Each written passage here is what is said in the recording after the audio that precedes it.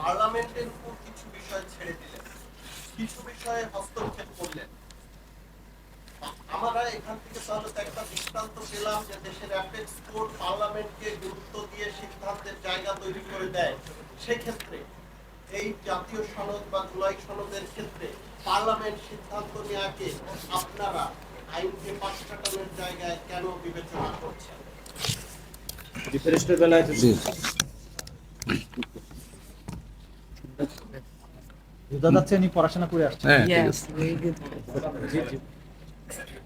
ধন্যবাদ। আসলে high court division এবং অ্যাপিলেট ডিভিশন অনেকগুলো কনস্টিটিউশনাল ইস্যু পার্লামেন্টের উপর ছেড়ে দিয়েছে, কিন্তু এই কথা মনে রাখতে হবে যে পার্লামেন্টের উপর ছেড়ে দিয়েছে, কোর্টের মাথায় ছিল এখানে জুলাই একটা কনসেনসাস আছে, এটা একটা সনদ আছে, এটা একটা আদেশ হয়েছে এবং আদেশটা জুলাই আদেশ 2025 যেটাকে আপনারা ভয়েড অ্যাব ইনিশিও বলেছেন, সেখানেই কিন্তু ইন্টারিম গভর্নমেন্ট এবং এই গভর্নমেন্টের বৈধতা রিটেন হয়েছে, সেখানেই রিটেন হয়েছে, সেটার কনসিকুয়েন্স হলো আজকের এই গভর্নমেন্ট। সুতরাং জুলাই আদেশ যেটা 2025 হয়েছে, এটা ভয়েড অ্যাব ইনিশিও না, এটা mandatory for all the members of parliament. Number 2, আদালত সংসদে পাঠিয়েছে, তার আগে সংবিধান সংস্কার পরিষদ একটা গঠন করার বিধান জুলাই আদেশে বলা হয়েছে এবং সংস্কার পরিষদ যেটি 180 দিনের মধ্যে এটা গঠন করার কথা ছিল এবং সেটাই হলো কনস্টিটিউয়েন্ট অ্যাসেম্বলি, সেটি পারত বেসিক স্ট্রাকচার সহ মৌলিক বিষয়ে ডিল করতে। যে কমিটি আপনারা 12 জনকে নিয়ে করেছেন, সেই কমিটি কখনো বেসিক স্ট্রাকচারের উপর কোনো সংশোধন এখানে আনতে পারবে না, আনলে ভবিষ্যতে সেটা ভায়ার্স দ্য কনস্টিটিউশন, ভায়ার্স দ্য কনস্টিটিউশন হবে এবং সেটা চ্যালেঞ্জ হবে। কারণ এটা অনেকগুলো আপনারা দেখেছেন হাইকোর্টে বা অ্যাপিলেট ডিভিশনে যে মামলাগুলো হয়েছে, 8th অ্যামেন্ডমেন্ট এবং 15th অ্যামেন্ডমেন্ট, 13th অ্যামেন্ডমেন্ট, যে parliament can not touch basic structure. তো বেসিক স্ট্রাকচারের বিষয়গুলো আপনি কি করবেন? আপনি জুলাই সনদ এগ্রি করছেন, দ্বিকক্ষ বিশিষ্ট করবেন, আপনি হাইকোর্টের কনস্টিটিউশন নিয়ে অনেক কথা বলেছেন, সেকুলারিজম একটা বেসিক স্ট্রাকচার এজ পার 8th অ্যামেন্ডমেন্ট, সেটা একটা বেসিক স্ট্রাকচার, সেটি এই কমিটি কি চেঞ্জ করতে পারবে? কেমনে পারবে? তো 8th অ্যামেন্ডমেন্টে it's been declared a basic structure.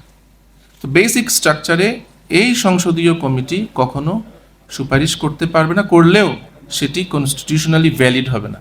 সুতরাং অপোজিশন বা সিভিল সোসাইটি, দেশের যারা গার্ডিয়ান, তারা যে বলেছেন যে জুলাই সনদের আলোকে জুলাই আদেশ হয়েছে, সেই আলোকে গণভোট হয়েছে, সেই আলোকে নির্বাচন হয়েছে, সেভাবে পার্লামেন্ট গঠিত হয়েছে, আপনাদের উচিত ছিল ওই শপথটা গ্রহণ করা এবং সংবিধান সংস্কার পরিষদ গঠন করা।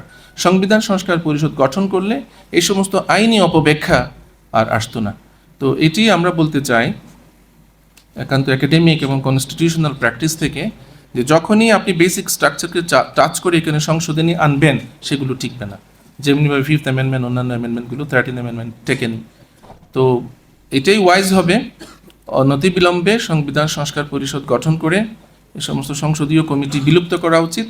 সংবিধান কেন আবার কমিটি করেছে? সংবিধান সংস্কার পরিষদ যারা 300 মেম্বার্স প্লাস ওই আসনগুলো সংরক্ষিত, তারাই হলো কনস্টিটিউশনাল রিফর্মিং বডির মেম্বার, সেটি ছিল বৈধ পন্থা, সেটি ছিল সাংবিধানিক পন্থা। সুতরাং এই কমিটির আসলে কোনো কাজ নেই। এই কমিটি আবার এক্সারসাইজ করবে যে এক্সারসাইজ আপনারা সংবিধান সংস্কার কমিশনে, জাতীয় ঐকমত্য কমিশনে আপনারা 17 মাস ধরে করেছেন। সকল দল মিলে ওখানে কি করেছেন? তো ভলিউমস হয়েছে, হোমওয়ার্ক করা আছে, অনেকগুলো আদেশ এবং বিধির মাধ্যমে ইমপ্লিমেন্টেড হয়েছে, অনেকগুলো মিয়ার অ্যামেন্ডমেন্ট করে আনতে পারবেন, কিন্তু যেগুলো বেসিক স্ট্রাকচার টাচ করে, রাষ্ট্র সংস্কারের সাথে যেগুলো ওতপ্রোতভাবে ইনএক্সট্রিকেবলি কানেক্টেড, সেগুলো আপনি সংস্কার পরিষদ ছাড়া এগুলো করতে পারবেন না। এটাই আমি যা বুঝতে পেরেছি। Thank you.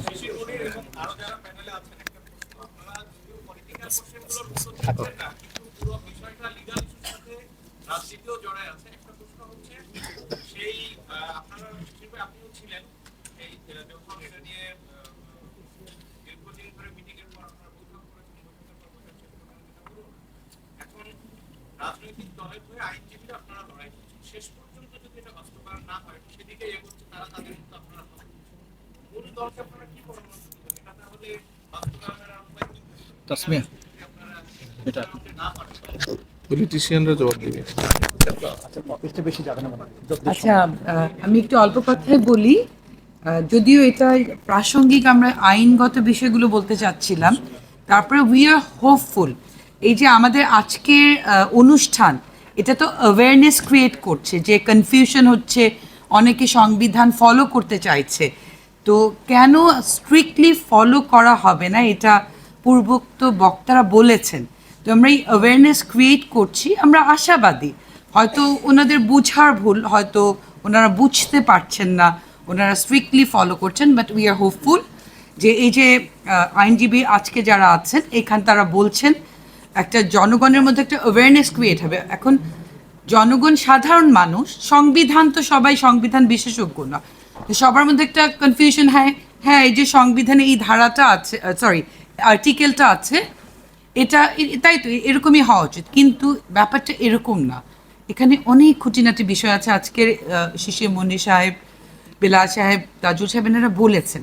তো আমরা অ্যাওয়ারনেস ক্রিয়েট করছি এবং উই আর হোপফুল। আমরা তো 17 বছর যারা সরকারি দল, বিরোধী দল, আমরা তো একসাথে করেই আন্দোলন করেছি। তো উই আর হোপফুল যে আমরা বোঝাতে সক্ষম হব ইনশাআল্লাহ।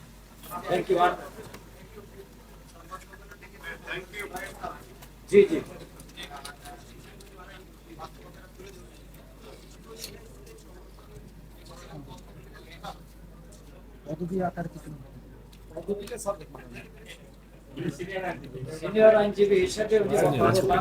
আচ্ছা, এটার জবাব আমি দিচ্ছি। আচ্ছা শুনেন,